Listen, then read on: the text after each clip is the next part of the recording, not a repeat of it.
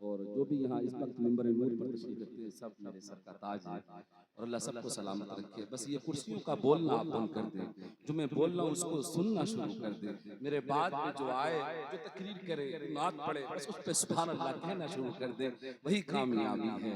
یہ نہ سمجھے کہ ہم اٹھ کے چلے جائیں پھر محفل میں آ جائیں پھر اٹھ کے چلے جائیں، تو اس کا مطلب یہ ہوتا ہے کہ آپ حضور کے جلسے میں نہیں آئے بلکہ اٹھ کر بیٹھ کر چلنے کے لیے آئے ہیں۔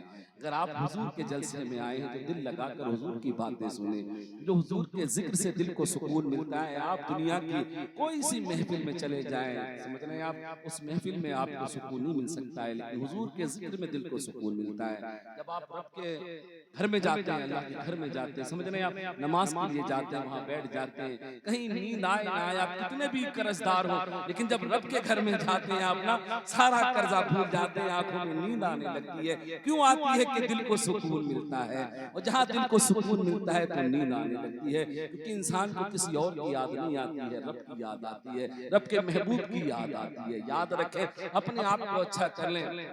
حاجی صاحب، سید صاحب قبلہ منبر پہ آ جائیں، میں نے آپ کو مدینے میں دیکھا ہے، آپ کو میں نے محنت کرتے دیکھا ہے، آپ کو میں نے احرام میں دیکھا ہے، آپ بیٹھے آ کے، یہ منبر آپ کے لیے ہے، آپ سید زادے ہیں۔ جب سارے لوگ آپ کے ہاتھ چوم رہے تھے تبھی میں نے سمجھ لیا کہ ہاں، جس سے میری ملاقات ہوئی ہے مدینے میں کوئی کمزور آدمی نہیں ہے، اللہ کا شکر ہے اچھے چہرے کی زیارت ہوئی تھی۔ میں شعر پڑھتا ہوں، اگر تم کو چار یاروں سے نفرت نہیں ہوتی، اگر تم کو چار یاروں سے نفرت نہیں ہوتی تو تم کو کہیں زمانے میں ذلت نہیں ہوتی۔ جس گھر میں ماں باپ کی عزت نہیں ہوتی اس گھر میں کبھی دوستوں برکت نہیں ہوتی۔ آتی نہ مساجد سے اذانوں کی صدائیں، شبیر اگر تمہاری شہادت نہیں ہوتی، کرتے نہ صلح نامہ کبھی حضرت حسن، گر معاویہ سے ان کو محبت نہیں ہوتی، صلح نامہ کبھی حضرت حسن، گر معاویہ سے ان کو محبت نہیں ہوتی، گر معاویہ سے ان کو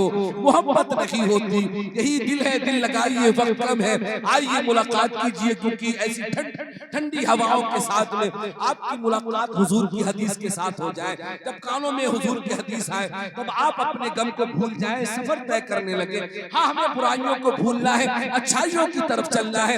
ہاں، تقریر سے معلوم پڑے گا آپ کو کہ ماں کا ادب کسے کہتے ہیں، چھوٹوں پہ شفقت کا طریقہ کیا ہوتا ہے، کہ آپ کو تقریر کے ذریعے ہی معلوم چلے گا۔ تو آئیے حضرات، بلا تاخیر خطیب ملت، مبلغ اسلام، خطیب شہید حضرت علامہ شاہد صاحب قبلہ، ان کی آمد ہوتی ہے کچھ دیر کے لیے، میں استقبال کرتا ہوں، آپ جواب دیجئے، بولیے نعرہ تکبیر، نعرہ رسالت، نعرہ رسالت، بس نعرہ رسالت۔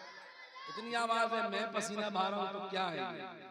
اس میں محنت لگتی ہے بھائی جان، تو محنت میں اس لیے نہیں کر رہا کہ آپ ہمیں نہیں، میں اسی لیے بولتا ہوں، چاہے 1000 کا مجمع ہو چاہے 5000 کا مجمع ہو، سمجھ رہے ہیں، عمران کی محنت برقرار رہتی ہے، کیونکہ یہ حضور کا جلسہ ہے، اور حضور کے جلسے میں باتیں کر کے گزر جانا یہ مناسب نہیں ہے۔ آپ بھی جواب دیجئے، میں بھی نعرہ لگاؤں، ایسا نہ ہو کہ آپ خاموش رہے، عمران کی آواز گونجتی رہے۔ آئیے آواز سے آواز کو ملائیں، مولانا قاسم صاحب قبلہ کی آمد ہوتی ہے، علامہ قاسم صاحب قبلہ مائک پہ آتے ہیں، مولانا شاہد صاحب قبلہ آئیے استقبال کیجئے، بولیے نعرہ تکبیر، نعرہ رسالت، جشن دستار بندی، مسلک اعلی حضرت